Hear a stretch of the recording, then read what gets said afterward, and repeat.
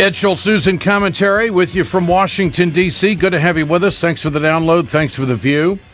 We're just a few days away from the first decisions being made by voters in this country. The Iowa caucus coming up on Monday.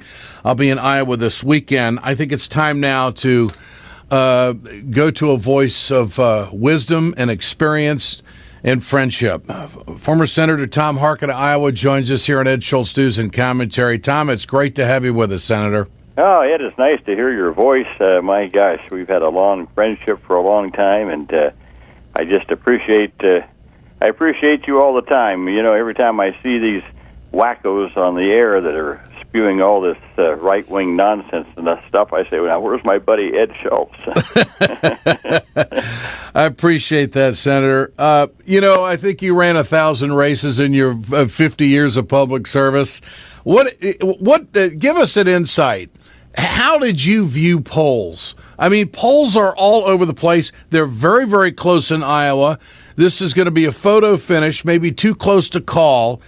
Do they pay attention to them, or do they just say they don't pay attention to them to make the public think they don't? What does a poll mean to a candidate at this stage in the race?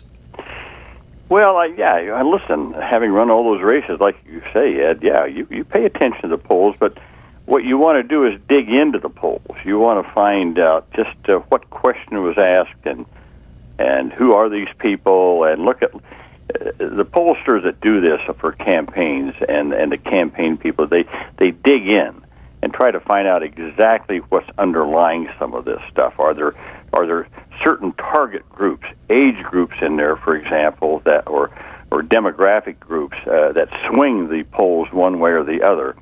And then they target their ads or their mailings or their phone calls to those target groups. That's why when you look at just the numbers in a final poll, they're meaningful. But what's more meaningful is what goes into making up those numbers. Who are those people? And there's categories. There's those that will vote for you no matter. They'd vote for you if you died a week before the election. Yeah. And then there's others that wouldn't vote for you if you were the only person running. And then there's all these people in between that drift back and forth. And that's what they're looking for. They're looking for how do we target those people in the end game. Well, it's interesting that you bring up those demographics. In the most recent Quinnipiac poll, you've got men supporting Sanders by a wide margin of 63 to 32, while women back Clinton 54 to 40. Younger voters between the ages of 18 to 44 strongly take Sanders. And then 78 to 21%, Clinton is more popular with voters in the age bracket of 45 to 64.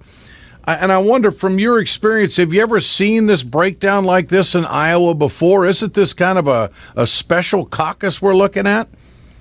Well, I don't know. I saw a little bit of that, perhaps not as profound, but some of that back when Obama ran in 2008. Mm-hmm. You had young people looking for someone new, someone different, someone unique. And I think you saw a lot of... I don't know for sure, Ed, but I bet if you went back and looked at those polls with Obama and Clinton back then, I think you might find some of the same dynamics. I think white men just seem not to want to be with Clinton, so they drift. I'm talking about on the Democratic side. And then sure. they go to somebody else. Women tend to be very supportive, and older voters who tend to value experience, value judgment, value the resume, so to speak. Is this person really ready to be president, for example? I think older people tend to give more value to that. Mm-hmm. Younger people give more value to something that is unique and different. Mm-hmm. Senator Tom Harkin with us here on Ed Schultz News and Commentary from Iowa this day. Does Donald Trump entertain you, or does he scare you, or both? That's a good question. Well, at first it was entertaining. I got to admit, even last summer when Trump was out there, you kind of laugh. You just got to laugh at this guy. But we kept thinking that, when he attacked John McCain, well, that might be that's going to be the end of him. And and then the whole Megyn Kelly thing, and then I don't know if you caught this lately, Ed, but he was praising the leader of North Korea, saying you got to give the guy credit. He comes in as a young guy and takes over and gets rid of, I don't know what the phrase he used, gets rid of or overcomes all of his enemies, even his uncle. Yeah, he had him killed. Yeah. I mean, is that what Donald Trump values? I mean, so my sort of my amusement of Donald Trump has turned into a real fear that this guy is swaying voters, people in America, and bringing them to a point where I think is dangerous to our democracy. I really do. No doubt. Senator, have you ever seen the Republican Party in such disarray? I mean, if you look, I don't know what they stand for. I don't know what they want to do with health care. All I know is that they want to tax less and deregulate everything. Outside of that, they got nothing much on the table, do they? You know, I'm with you, Ed. I come from a state that is a swing state. We're sort of split right down the middle here in Iowa, and we've had Republican senators, Republican congressmen, Republican governors, Republican legislature. Then we have Democrats too. So I've grown up with, I've lived with Republicans. I've campaigned with them. I'm friends with them here in Iowa, and it's sad to see this. I mean, you might say, "Well, Harkin, come on, you're a Democrat and a liberal, a progressive," but that's okay. We need good competition. We need a conservative base in America to supply the kind of dynamics that you need in a democracy. But what's happened to Republicans now, and here in Iowa, is that this sort of goofy Tea Party group has taken over. And it's really sad to see. I'm with you. I've never seen the Republican Party in this state of Iowa and in the country like this ever before. Well, they've spent so much time trying to stop everything President Obama's wanted to do, they forgot what the heck they're for. I agree with that. I mean, they're just negative on everything.